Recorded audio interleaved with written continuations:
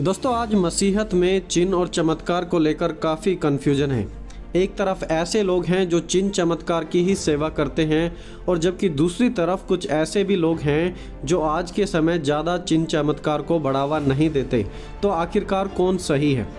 और दोस्तों इसका जवाब हमें सिर्फ और सिर्फ क्लियरली पवित्र बाइबल से मिल सकता है। तो चलिए आखिरकार हम देखते हैं कि पवित्र बाइबल का इस विषय पर क्या कहना है।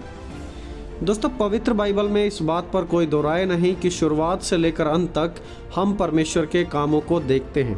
पुराने नियम में भी चमत्कार हुए थे और नए नियम में भी प्रभु यीशु के द्वारा और प्रेरितों के द्वारा अनेकों चिन्ह चमत्कार हुए जिन्होंने परमेश्वर की महिमा को प्रकट किया। तो चलिए अब हम डिस्कस करते हैं कि आखिरकार पवित्र बाइबल में चिन्ह और चमत्कारों का इस्तेमाल किस प्रकार से हुआ था और आज के समय में हमारे लोग जो अपने आप को मसीह कहते हैं वो किस प्रकार चिन्ह चमत्कारों का इस्तेमाल कर रहे हैं। आज हम कैसे प्राचीन कलीसिया के मॉडल से भटक चुके हैं और हमारे चिन्ह चमत्कार आज के समय में कैसे हो रहे हैं। दोस्तों पहली बात, science and wonders were used to validate the kingdom of God. परमेश्वर के राज्य को प्रमाणित करने के लिए चिन्ह और चमत्कार किए जाते थे। हम पवित्र बाइबल में पढ़ते हैं कि जब प्रभु यीशु ने अपनी सेवा शुरू की तो वहाँ पर अनेकों चमत्कार हुए। वहाँ पर मुर्दों को जिंदा किया गया। नैन की विधवा के बेटे को प्रभु यीशु ने मुर्दों में से जिंदा किया। जायरस की बेटी को प्रभु यीशु ने मुर्दों में से जीवित किया और लाजर को भी जो मर गया था उसे भी कब्र में से निकालकर जीवित कर दिया। जहाँ कहीं भी प्रभु यीशु और प्रभु यीशु के प्रेरित गए वहाँ पर चिन्ह और चमत्कार हुए। और देखिए मत्ती 11 अध्याय में जब यूहन्ना बपतिस्मा दाता को जेल में डाल दिया गया था तो यूहन्ना ने अपने चेलों को यीशु के पास भेजा और यीशु से कुछ पूछवाया। हम पढ़ते हैं मत्ती 11 अध्याय उसकी 2 से 5 आयत में। वहाँ पर इस प्रकार लिखा है, यूहन्ना ने बंदी गृह में मसीह के कामों का समाचार सुनकर अपने चेलों को उससे यह पूछने भेजा, क्या आने वाला तू ही है या हम दूसरे की प्रतीक्षा करें? यीशु ने उत्तर दिया, जो कुछ तुम सुनते हो और देखते हो वह सब जाकर यूहन्ना से कह दो कि अंधे देखते हैं और लंगड़े चलते हैं और कोढ़ी शुद्ध किए जाते हैं और बहरे सुनते हैं, मुर्दे जिलाए जाते हैं और गरीबों को सुसमाचार सुनाया जाता है। तो ध्यान दें यहाँ पर कि प्रभु यीशु यूहन्ना के चेलों को क्या कह रहे हैं, तुम जो सुनते और देखते हो वो जाकर यूहन्ना को बता दो कि मुर्दे जीवित हो रहे हैं, बहरे सुन रहे हैं और कोढ़ियों को शुद्ध किया जा रहा है। जाकर यह सब कुछ बता दो यूहन्ना को। ये सब चमत्कार जो उस समय वहाँ पर हो रहे थे वो परमेश्वर के कामों को प्रमाणित करने के लिए किए गए थे कि यीशु ही मसीहा है जो पूरी दुनिया का उद्धार करने के लिए आया है। और इसीलिए चेले वो जाकर यूहन्ना को बताते हैं। और सिर्फ इतना ही नहीं, देखिए यूहन्ना 2 अध्याय में हम पढ़ते हैं प्रभु यीशु के पहले चमत्कार के बारे में जब उन्होंने पानी का दाखरस बना दिया था। और उस चमत्कार के कंक्लूजन में एंडिंग में हम पढ़ते हैं इस प्रकार लिखा हुआ है, यूहन्ना 2 अध्याय उसकी 11 आयत में, यीशु ने गलील के काना में अपना यह पहला चिन्ह दिखाकर अपनी महिमा प्रकट की और उसके चेलों ने उस पर विश्वास किया। तो जब चेलों ने वहाँ पर यीशु के द्वारा चिन्ह को देखा तो विश्वास किया, क्योंकि वो एक प्रमाण था कि यीशु ही मसीहा है जो दुनिया में आने वाला था। और देखिए एग्जैक्टली सेम चीज़ हम पढ़ते हैं प्रेरितों के काम 8 अध्याय में भी। जब फिलिपुस सामरिया गया तो वहाँ पर फिलिपुस के द्वारा चमत्कार हुए और लोगों ने मसीह के नाम पर विश्वास करना शुरू कर दिया। प्रेरितों के काम 8 अध्याय उसकी 5 से 8 आयत में हम इस प्रकार पढ़ते हैं, और फिलिपुस सामरिया नगर में जाकर लोगों में मसीह का प्रचार करने लगा। जो बातें फिलिपुस ने कही उन्हें लोगों ने सुनकर और जो चिन्ह वह दिखाता था उन्हें देख देख कर एकचित होकर मन लगाया, क्योंकि बहुतों में से अशुद्ध आत्माएं बड़े शब्द से चिल्लाती हुई निकल गई और बहुतों से लकवे के रोगी और लंगड़े भी अच्छे किए गए और उस नगर में बड़ा आनंद छा गया। तो देखिए जो कार्य चिन्ह चमत्कार प्रभु यीशु ने किए थे, चेलों ने किए थे, वो प्रभु यीशु की प्रभुता को प्रमाणित करने के लिए था। खुद हीलर प्रोफेट का टाइटल लगाने के लिए नहीं, जैसा कि आज के समय हो रहा है। उन सभी चमत्कारों का एक ही मकसद था कि लोग समझ सकें कि यीशु ही मसीहा है जो आने वाला था। प्रेरित पौलुस ने कहा, प्रेरित के लक्षण भी तुम्हारे बीच सब प्रकार के धीरज सहित चिन्हों, अद्भुत कामों और सामर्थ के कामों के द्वारा मेरे द्वारा दिखाए गए थे जब मैं तुम्हारे बीच में आया था। और दोस्तों, आज यही चीज़ हम सभी को एग्जैक्टली समझने की ज़रूरत है कि जब वो चिन्ह चमत्कार वहाँ पर किए जा रहे थे तो वो प्रभु यीशु की प्रभुता को दिखाने के लिए किए जा रहे थे कि यीशु ही प्रभु है, उसके अलावा कोई दूसरा नहीं है। सारा अधिकार, सारी ताकत सिर्फ और सिर्फ यीशु के ही पास है। दोस्तों, दूसरी बात, miracles were performed to build up faith. चमत्कार विश्वास बढ़ाने के लिए किए जाते थे बिब्लिकल टाइम्स में। देखिए, हम सब इंसान हैं, हम कमज़ोर पड़ जाते हैं, जल्दी थक जाते हैं और बहुत ही जल्द हार मानने के लिए भी तैयार हो जाते हैं।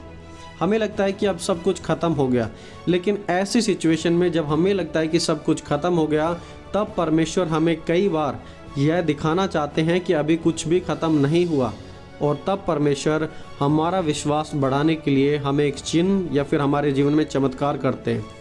निर्गमन 3 अध्याय में हम पढ़ते हैं कि परमेश्वर ने मूसा को दर्शन दिया और परमेश्वर ने कहा कि तुझे जाकर मेरे इजरायली लोगों को अब छुड़ाना है। और तब मूसा कहता है कि मैं तो बोलने में अच्छा नहीं हूँ, फिरौन पूछेगा तो मैं क्या कहूँगा, मैं डर रहा हूँ, मैं घबरा रहा हूँ। मूसा घबरा रहा था वहाँ पर, वो जाने के लिए तैयार नहीं था।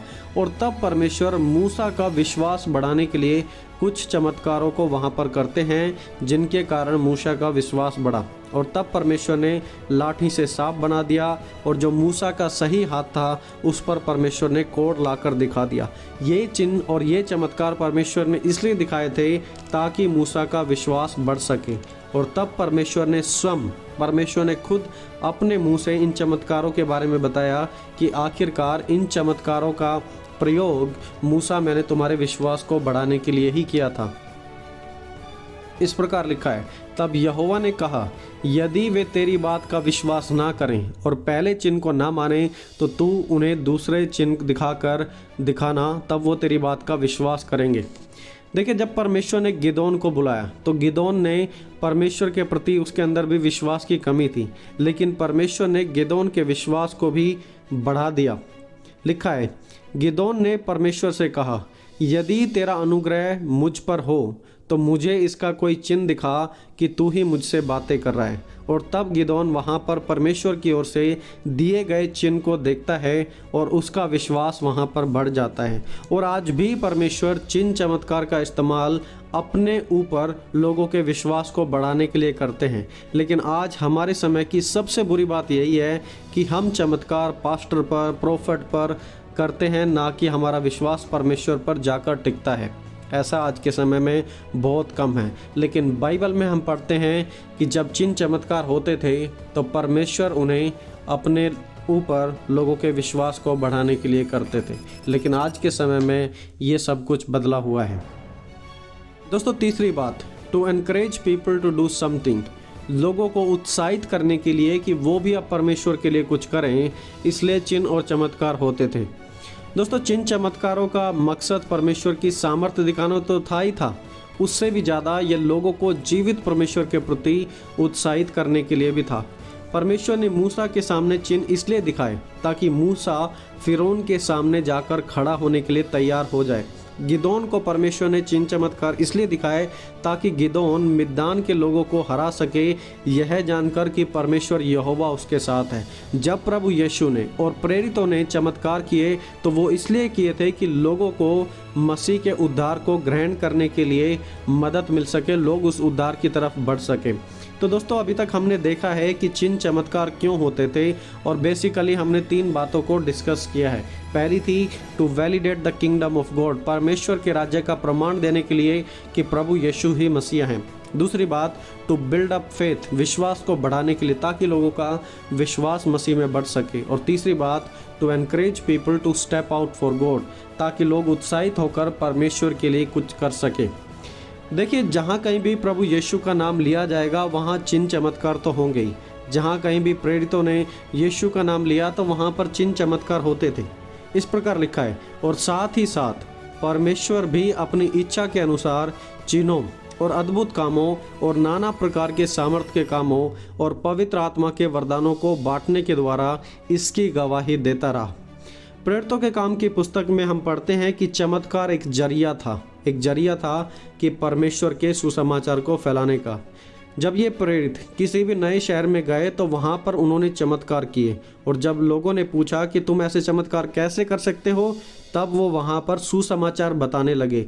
Miracles were used for entry. ये चमत्कार सिर्फ एंट्री में, यानी कि नए शहर में घुसने के लिए किए जाते थे। प्रेरित लोग वहाँ पर जाते और वहाँ पर चिन्ह चमत्कार दिखाते, और लोग उनसे पूछते कि तुम भाई ऐसा कैसे कर रहे हो, तो वो वहाँ पर बताते सुसमाचार के बारे में। और इसीलिए जब प्रभु यीशु यूहन्ना के चेलों को बता रहे थे तो उन्होंने कहा, अंधे देखते हैं, लंगड़े चलते हैं और कोढ़ी शुद्ध होते हैं। और अंत में प्रभु यीशु ने वहाँ पर एक बहुत ज़रूरी बात कही थी जिसे आज हम मिस करते हैं। प्रभु यीशु ने कहा था, और कंगालों को सुसमाचार सुनाया जाता है। हीलिंग, प्रोफेसी, मिरेकल्स, ये सब कुछ ठीक है। यदि उनके साथ सुसमाचार नहीं बताया गया तो यह सब कुछ बकवास है। बचाने की सामर्थ्य सिर्फ और सिर्फ प्रभु यीशु के सुसमाचार में है। इसलिए प्रेरितों ने हमेशा पहले चमत्कार किया और चमत्कार के बाद उन्होंने सुसमाचार बांटना शुरू किया। लेकिन आज क्या हो रहा है दोस्तों? मिरेकल मनी हो रहा है, ब्लेसिंग है, प्रोफेसी है, प्रोस्पेरिटी है, लेकिन कहाँ है हमारा सुसमाचार? हमने हीलिंग पर ध्यान दिया है, प्रोफेसी पर ध्यान दिया है, ब्लेसिंग पर ध्यान दिया है, लेकिन एंड में जो वो बात कही यीशु ने कि लोगों को सुसमाचार प्रचार किया हुआ जा रहा है, हम कितनी भी प्रोफेसी क्यों ना कर ले, कितनी भी ब्लेसिंग क्यों ना दे लें, यदि उसमें सुसमाचार नहीं है तो वो चीज़ हमेशा के लिए नहीं टिकेगी। वो ऐसी चीज़ें जल्द ही बर्बाद हो जाती हैं। इसलिए आज हमें बहुत ही ज़्यादा चेतावनी इन बातों के ऊपर लेने की ज़रूरत है। दोस्तों, अब जो लोग चमत्कार के दीवाने हैं उनके लिए यहाँ पर 2 वार्निंग्स हैं, 2 चेतावनियाँ हैं उनके लिए। यहाँ पर ध्यान से देखना आप इसे। देखिए, science and wonders don't always guarantee someone's salvation. चिन्ह चमत्कार हो जाना किसी के उद्धार की गारंटी नहीं है। देखिए, यूहन्ना 2 अध्याय उसके 23 से 25 में क्या लिखा है। जब वह यरूशलेम में फसह के समय पर्व में था तो बहुतों ने उन चिन्हों को जो वह दिखाता था देखकर उसके नाम पर विश्वास किया। बहुत लोगों ने चिन्ह चमत्कार देखे और यीशु के नाम पर विश्वास किया, परंतु यीशु ने अपने आप को उनके भरोसे पर नहीं छोड़ा, क्योंकि वह सबको जानता था और उसे प्रयोजन ना था कि मनुष्य के विषय में कोई गवाही दे, क्योंकि वह आप जानता था कि मनुष्य के मन में क्या है।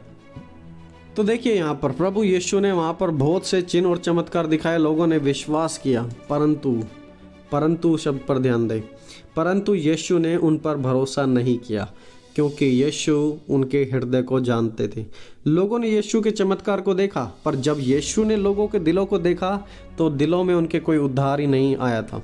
इसलिए दोस्तों, हो सकता है कि हम चिन्ह देखें, चमत्कार देखें, लेकिन फिर भी उद्धार को कभी प्राप्त ना करें। यूहन्ना 12 अध्याय में देखिए क्या हुआ।